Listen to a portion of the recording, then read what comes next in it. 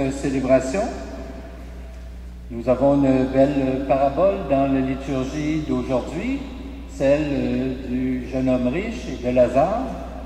Cette parabole nous porte, n'est-ce pas, à réfléchir sur notre souci, notre sensibilité devant la misère humaine, devant la misère de nos frères et de nos sœurs.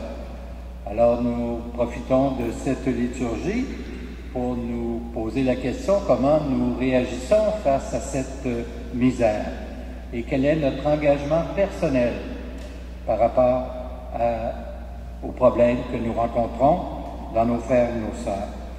Nous sommes donc rassemblés cet après-midi au nom du Père et du Fils et du Saint-Esprit.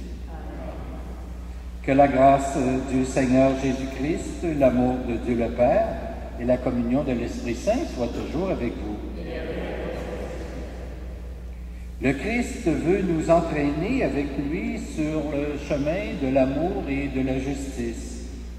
Reconnaissons nos difficultés à entendre ses appels et implorons son pardon. Seigneur Jésus, tu es bonne nouvelle annoncée aux pauvres, aux marginalisés, aux mal-aimés. Béni sois-tu et prends pitié de nous. Ô Christ, ta vie, ta mort et ta résurrection nous donnent de reconnaître en toute personne, riche ou pauvre, une sœur ou un frère bien-aimé de Dieu. Béni sois-tu et prends pitié de nous. Seigneur, tu donnes part à ta vie à tous ceux et celles qui te suivent sur le chemin de la compassion, du partage et de la solidarité. Béni sois-tu et prends pitié de nous. Que Dieu Tout-Puissant nous fasse miséricorde, qu'il nous pardonne nos péchés et nous conduise à la vie éternelle.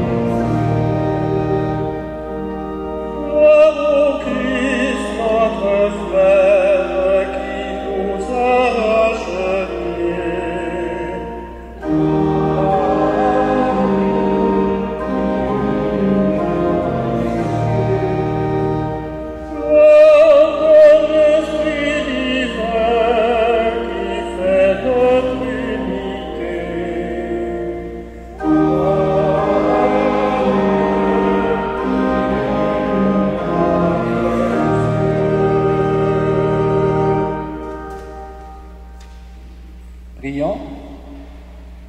Dieu qui donne la preuve suprême de ta puissance, lorsque tu patientes et prends pitié, sans te lasser, accorde-nous ta grâce. En nous hâtant vers les biens que tu promets, nous parviendrons au bonheur du ciel. Par Jésus le Christ, notre Seigneur.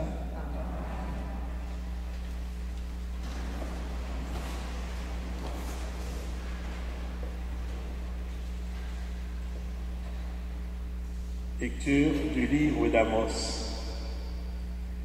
Malheur à ceux qui vivent bien tranquilles dans Jérusalem et à ceux qui se croient en sécurité sur la montagne de Samarie.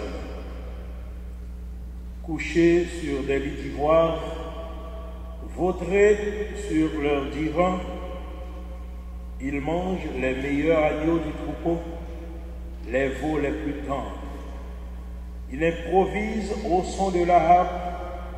Il invente comme David des instruments de musique. Ils boivent le vin à même les amphores.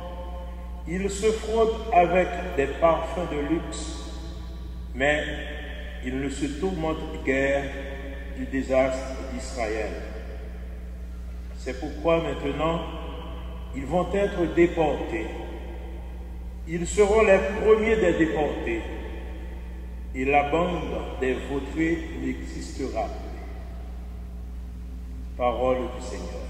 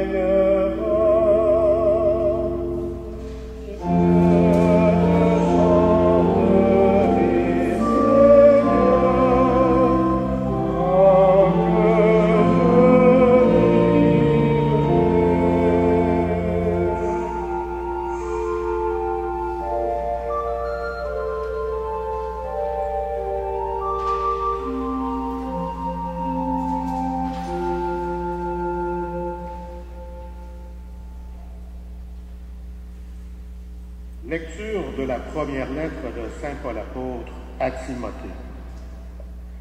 Toi, l'homme de Dieu, cherche à être juste et religieux.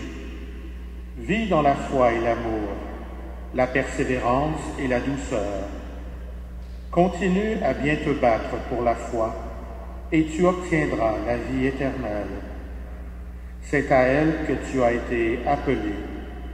C'est pour elle que tu as été capable d'une si belle affirmation de ta foi devant de nombreux témoins. Et maintenant, en présence de Dieu qui donne vie à toutes choses, et en présence du Christ Jésus, qui a témoigné devant Ponce Pilate, par une si belle affirmation, voici ce que je t'ordonne. Garde le commandement du Seigneur en demeurant irréprochable et droit, jusqu'au moment où se manifestera notre Seigneur Jésus-Christ. Celui qui fera paraître le Christ au temps fixé, c'est le souverain unique et bienheureux, le roi des rois, le Seigneur des seigneurs, le seul qui possède l'immortalité. Lui qui habite la lumière inaccessible, lui que personne n'a jamais vu et que personne ne peut voir. À lui, honneur et puissance éternelle. Amen. Parole du Seigneur.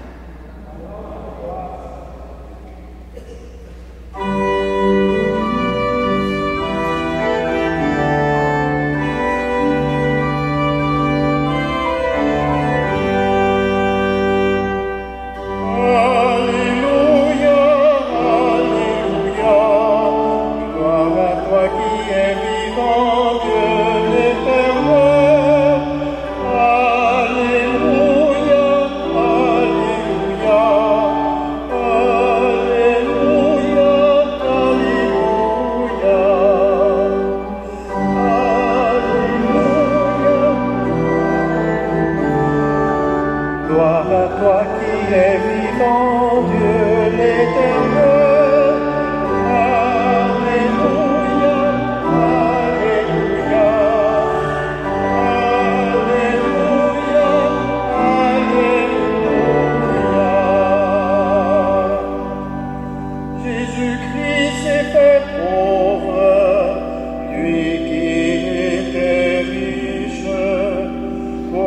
sa pauvreté, vous trouviez la richesse.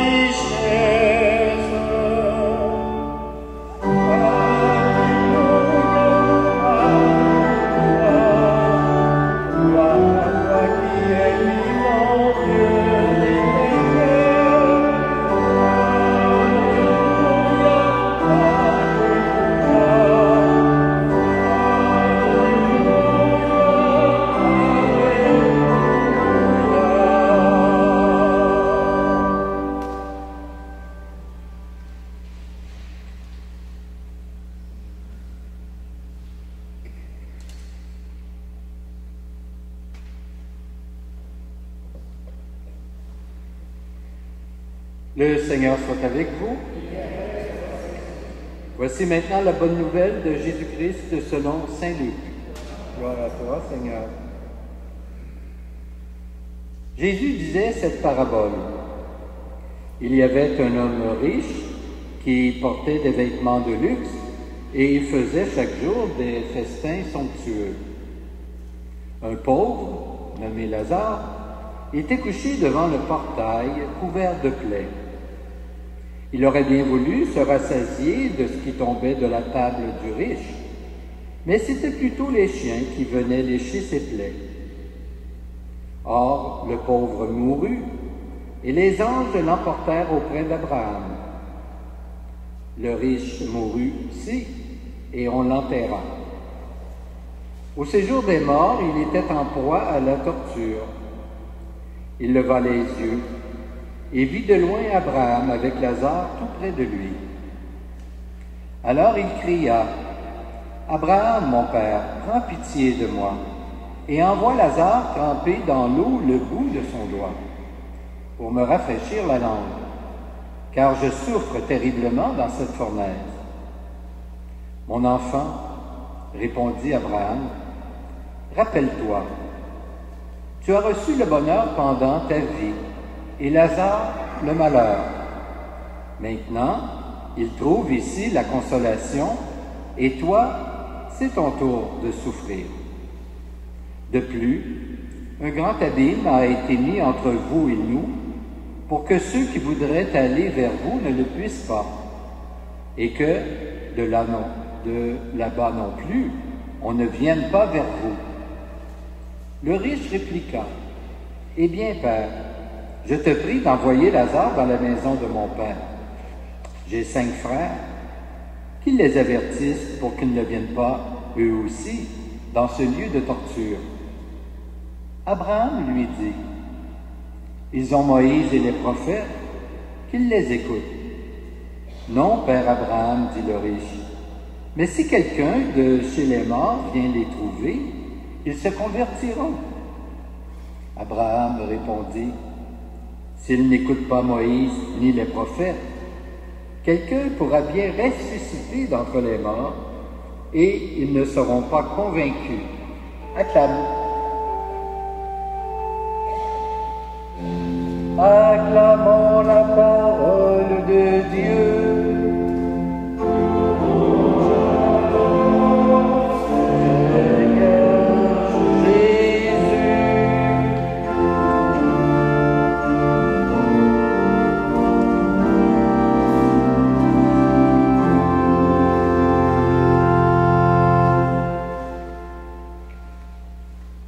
Mes chers amis, la figure de Lazare de cet évangile nous rappelle l'amour préférentiel de Dieu pour les pauvres, spécialement les pauvres d'esprit, les pauvres de cœur. Ainsi, Dieu a eu pitié de Lazare, qui, à sa mort, a mérité le bien véritable.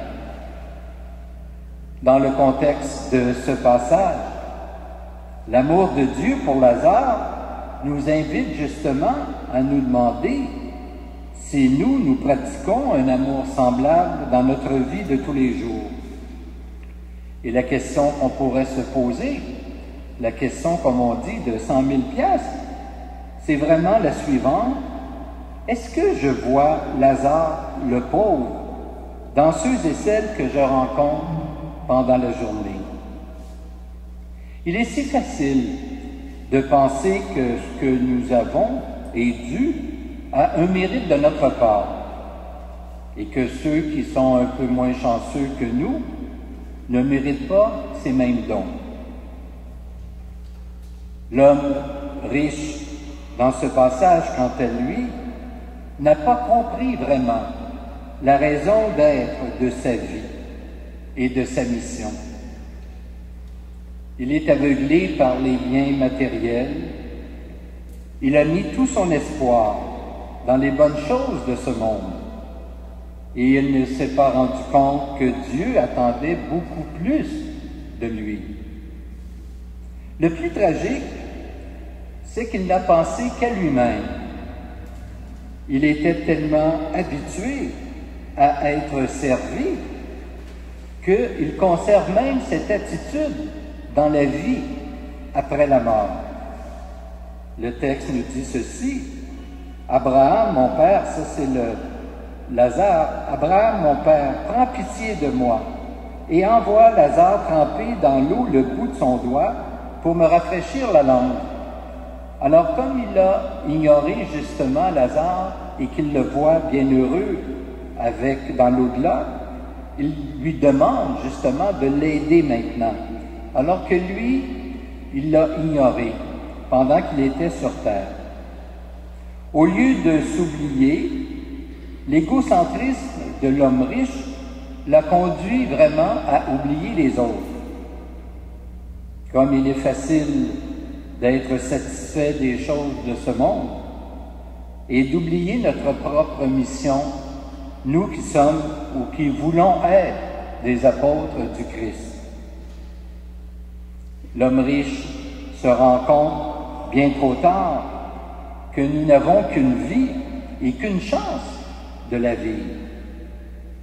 Si seulement il pouvait avertir ses frères des dangers d'une vie égoïste, si seulement il pouvait retourner sur terre pour leur dire de faire attention, si seulement quelqu'un du séjour des morts pouvait leur faire comprendre que la vie est bien plus, n'est-ce pas, que notre existence terrestre. Bref, cet évangile est une invitation pour chacun et chacune de nous à vivre toutes les conséquences de notre propre vocation chrétienne. N'oublions jamais, mes chers amis, que Dieu a voulu avoir besoin de nous et qu'en quelque sorte, nous sommes les mains, les pieds, les yeux, l'esprit, le cœur de Jésus. En somme, nous sommes les intermédiaires par lesquels il se communique à l'humanité. Et nous savons que Dieu s'exprime aujourd'hui à travers les événements et à travers les personnes que nous sommes. C'est vraiment à nous que revient la tâche de témoigner de cet amour que Dieu a pour tous les êtres humains. Et maintenant, permettez-moi de terminer par cette petite prière. Seigneur, merci de m'enseigner par l'Évangile que la vie est trop courte pour être passée à ne penser qu'à soi-même. Tu ne m'as pas choisi en raison de mes mérites, mais plutôt par pur amour pour moi. Aide-moi à voir la souffrance autour de moi et en tenir compte. Amen.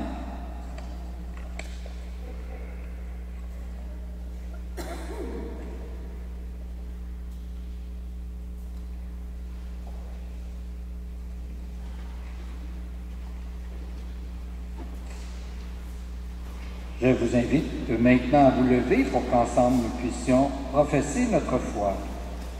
Je crois en Dieu, le Père Tout-Puissant, Créateur du ciel et de la terre, et en Jésus-Christ, son Fils unique, notre Seigneur, qui a été conçu du Saint-Esprit, est né de la Vierge Marie, a souffert sous Ponce Pilate, a été crucifié, est mort et a été enseveli.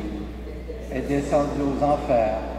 Le troisième jour est ressuscité des morts, est monté aux cieux, est assis à la droite de Dieu, le Père Tout-Puissant, d'où il viendra juger les vivants et les morts. Je crois en l'Esprit Saint, à la Sainte Église catholique, à la communion des saints, à la rémission des péchés, à la résurrection de la chair et à la vie éternelle. Amen.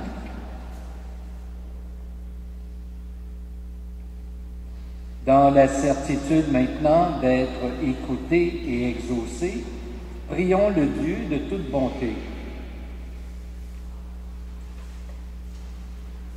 Pour que l'Église soit servante et pauvre et témoigne devant tous que sa seule richesse est le Christ, prions le Seigneur.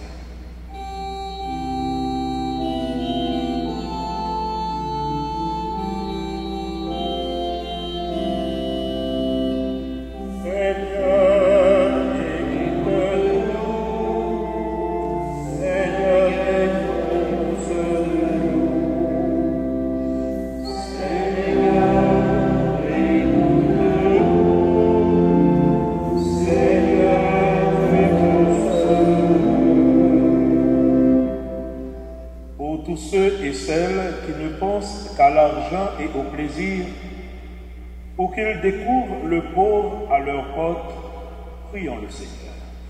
Seigneur, écoute-nous. Seigneur, exauce-nous. Pour ceux et celles qui sont aveuglés par la richesse, afin qu'ils deviennent sensibles à la misère de l'autre, tant économique que sur le plan de la foi, prions le Seigneur. Seigneur, écoute-nous. Seigneur, exauce-nous. À l'occasion de la collecte annuelle de la Conférence des évêques catholiques du Canada, afin que l'Esprit soutienne et accompagne les évêques dans leur mission, prions le Seigneur. Seigneur, écoute-nous. Seigneur, exauce-nous.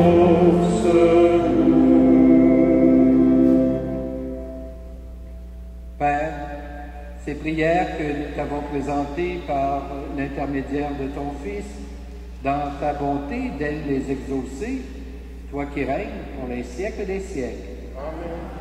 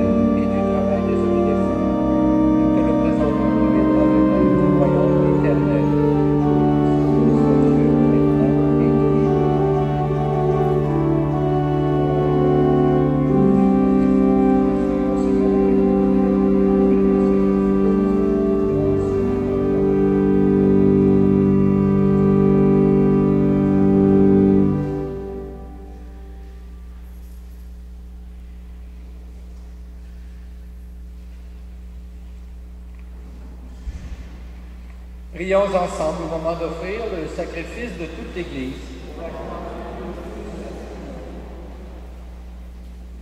Dieu de miséricorde, accepte notre offrande, qu'elle ouvre largement pour nous la source de toute bénédiction, par Jésus le Christ, notre Seigneur. Le Seigneur soit avec vous. Élevons notre cœur. Rendons grâce au Seigneur notre Dieu. Vraiment, il est juste et bon de te rendre gloire, de t'offrir notre action de grâce, toujours et en tout lieu, à toi, Père très saint, Dieu éternel et tout-puissant. C'est par ton Fils bien-aimé que tu as créé l'être humain, et c'est encore par lui que tu en fais une créature nouvelle. Aussi, dans l'univers, toutes choses te célèbrent.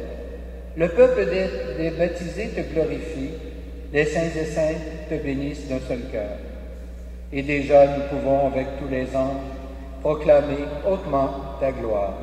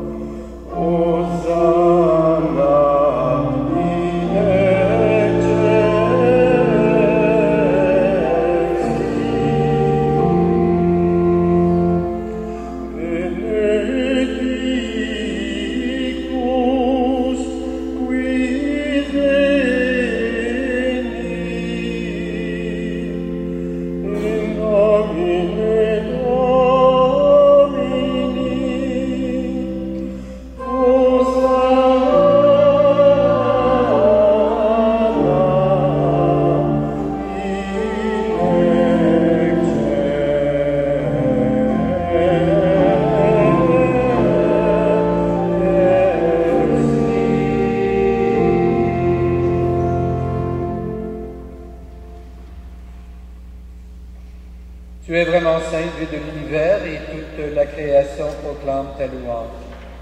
Car c'est toi qui donnes la vie. C'est toi qui sanctifies toutes choses par ton Fils Jésus-Christ notre Seigneur, avec la puissance de l'Esprit Saint. Et tu ne cesses de rassembler ton peuple, afin qu'il te présente partout dans le monde une offrande pure. C'est pourquoi nous te supplions de consacrer toi-même les offrandes que nous apportons. Sanctifie-les par ton Esprit, pour qu'elles deviennent le corps et le sang de ton Fils, Jésus-Christ notre Seigneur, qui nous a dit de célébrer ce mystère. La nuit même où il fut livré, il prit le pain. En te rendant grâce, il le bénit, il le rompit, et le donna à ses disciples en disant, « Prenez et mangez-en tous. Ceci est mon corps livré pour vous. »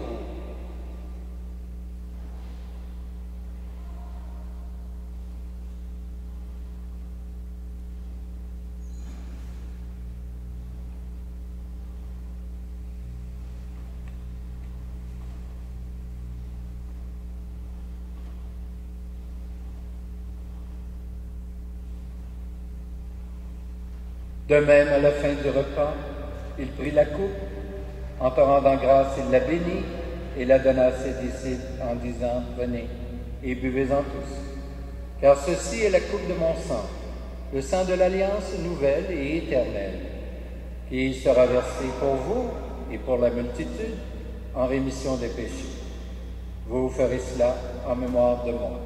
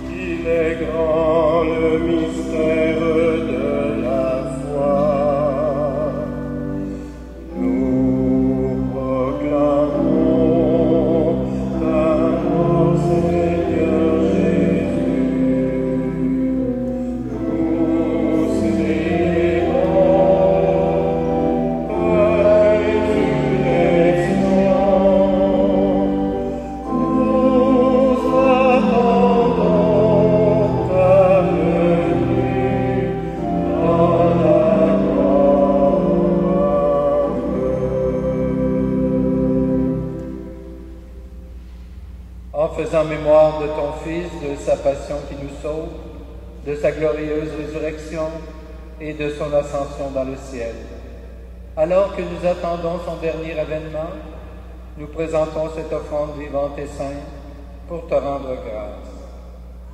Regarde, Seigneur, le sacrifice de ton Église et daigne reconnaître celui de ton Fils qui nous a rétablis dans ton alliance. Quand nous serons nourris de son corps et de son sang et remplis de l'Esprit Saint, accorde-nous d'être un seul corps et un seul esprit dans le Christ. Que l'Esprit Saint fasse de nous une éternelle offrande à ta gloire, pour que nous obtenions un jour les biens du monde à venir, auprès de la Vierge Marie, la bienheureuse Mère de Dieu, de Saint Joseph son époux, et des apôtres, des martyrs, de tous les saints et saintes, qui ne cessent d'intercéder pour nous. Et maintenant, nous te supplions, Seigneur, par le sacrifice qui nous réconcilie avec toi, étends au monde entier le salut et la paix. Affermis la foi et la charité de ton Église au long de son chemin sur la terre. Veille sur ton serviteur, le pape François, notre archevêque Christian, l'ensemble des évêques, les prêtres, les diacres, et tout le peuple des rachetés. Écoute les prières de ta famille assemblée devant toi, et ramène à toi, Père présément, tous tes enfants dispersés. Pour nos frères et sœurs défunts, pour les humains qui ont quitté ce monde, et dont tu connais la droiture, nous te prions. Nous prions cet après-midi spécialement pour Mme Jacqueline Bourget, ayant une pensée spéciale aussi pour tous nos parents et amis défunts.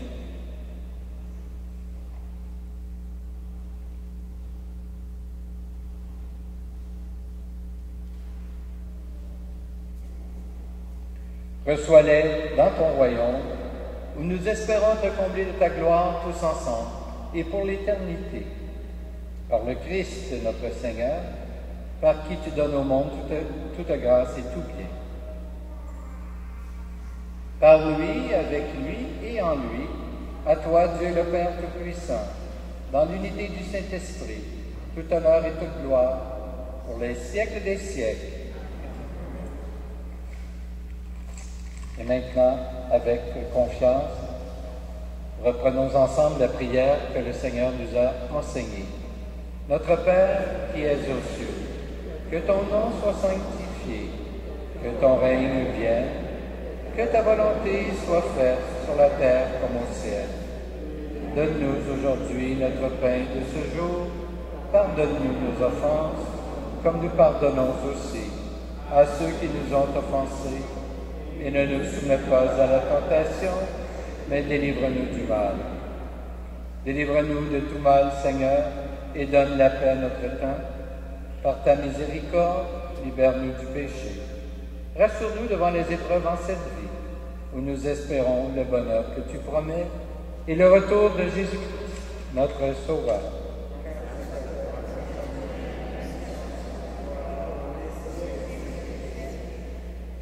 Seigneur Jésus-Christ, tu as dit à tes apôtres, je vous laisse la paix. Je vous donne la paix. Ne regarde pas nos péchés, mais la foi de ton Église. Pour que ta volonté s'accomplisse, donne-lui toujours cette paix et conduis-la vers l'unité parfaite, toi qui règnes pour les siècles des siècles. Que la paix du Seigneur soit toujours avec vous. Échangeons un signe de cette paix.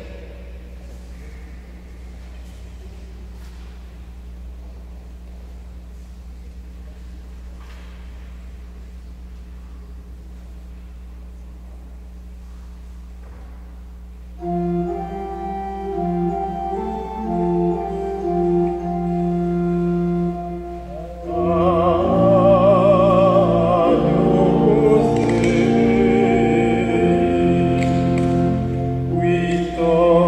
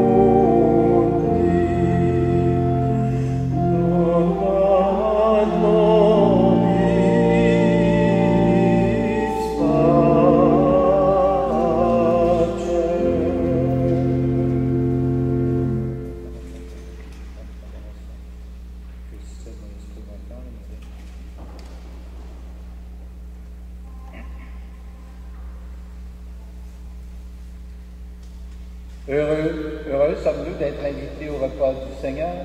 Voici l'agneau de Dieu qui enlève le péché du monde.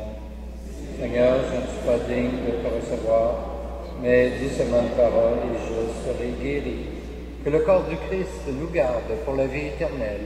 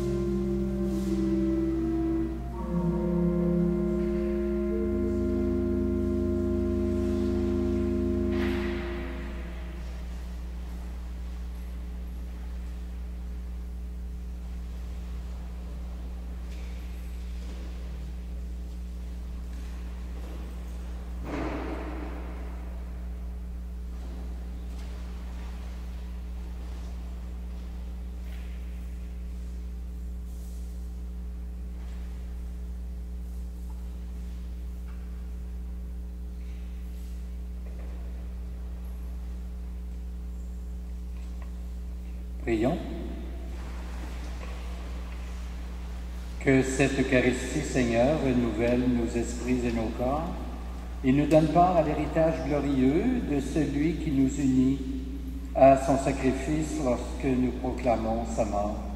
Lui qui vit et règne avec toi et l'Esprit Saint, Dieu, pour les siècles des siècles. Petite annonce, nous ferons après la messe la collecte des évêques pour l'Église du Canada. C'est aujourd'hui cette collecte et l'argent recueilli va servir à soutenir financièrement les évêques canadiens dans leurs projets pastoraux à l'échelle nationale.